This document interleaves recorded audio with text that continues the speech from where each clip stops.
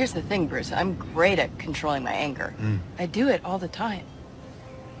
When I'm catcalled in the street, when incompetent men explain my own area of expertise to me, I do it pretty much every day, because if I don't, I will get called emotional or difficult, or I might just literally get murdered. So I'm an expert at controlling my anger because I do it infinitely more than you.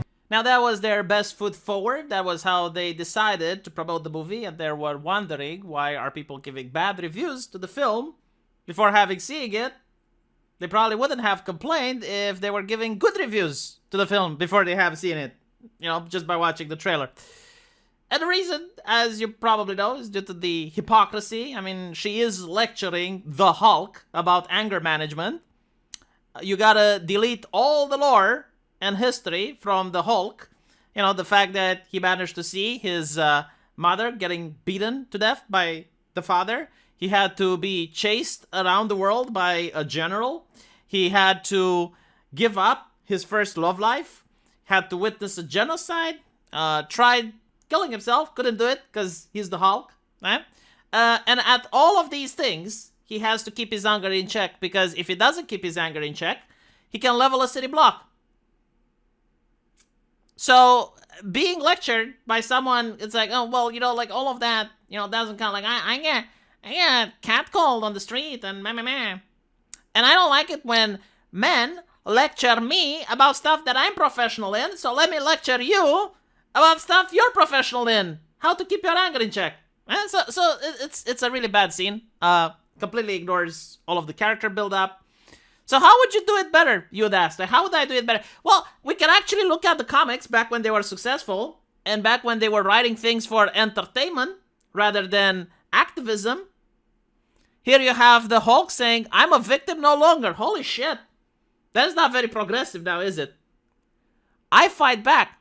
As the She-Hulk, I'm an aggressive, positive force for good. Oh, they actually know the concept of good. And Banner asks, so you don't blame me for what I did to you? Blame you? I'm trying to tell you that I'm so grateful I could kiss you. I like being green, fighting supervillains, being an Avenger.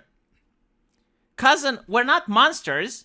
We've got a great gift, the power and the ability to do good. I thought you understood that once you were able to control the change. I tried, but it's hard.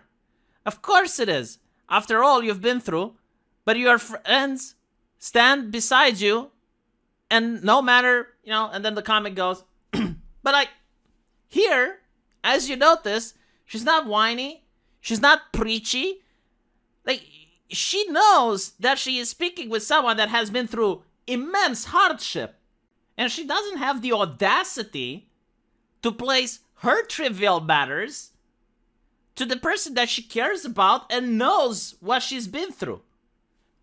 And by showing empathy, by having a real connection with Bruce Banner, she actually becomes likable as a character. Because if you keep reading the Hulk and you start empathizing with Bruce and you understand the struggles he went through, seeing She-Hulk behaving like this to him makes you like her as well, because now she's a compassionate person.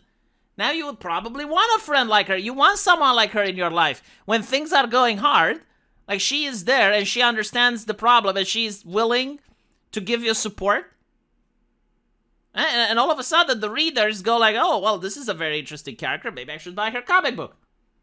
But if your character is like, oh, well, you know, you don't know nothing. You know nothing about what it's like to be angry. I walk on the street. And people catcall me. You know what I would like? I would like to take women like that and put them in a room with all their ancestors. Like all of their grandmothers and great-grandma and great-great-great-great-grandma. Like all their ancestors in a room with them. And have them talk about their plight. Have them talk about their complaint. Oh, I can't walk safe the street at night. And probably her great-great-great-grandmother would be like, oh yeah, I remember when I was in Russia and the bombs were falling. And the Nazis were coming and there was famine. And you gotta walk safe, and oh my god, I feel so sorry. You get welfare, right? Holy shit, that is hard. Oh, and if you go to the media and you complain, oh, people get fired. Oh wow, I could have done that to the Nazis, you know. I could have just canceled them. They were bombing Stalingrad, but like, right? So like, it would be very interesting because like all of these problems seem trivial. And again, like from a comic book perspective, like the fantastic story that Bruce Banner went through and all of his adventures completely trivialized and unable to compare with the fact that, oh, well, she walks on the street at night and she's afraid. She might get catcalled. And she doesn't know how to buy a gun. Now, what's interesting is that people on the forums, I have seen it, like they say, oh yeah, but like what Bruce went through is fiction, but what she goes through is reality. Oh, I see. Why the fuck are you bringing reality into fiction then? Like, why would you do that? Why are you willing to break immersion for activism? Like, I'll tell you this, chat. I actually speak with people who are in the writing business from various game development companies and some people from Hollywood that are low ranked. And what they tell me is that in every single writer room, everyone is talking about activism. Every single person is talking about activism. However, after many cancellations, they seem that they might start getting the message. Because now some authors are talking about bringing back immersion and bringing back entertainment for what it's supposed to be. Entertainment. The real life is already hard. And it's already bad. Maybe there shouldn't be a lack of entertainment during this time, so people can at least have a medium of escapism. Let me know what you guys think. And as usual, I will see you in the comment section. Take care.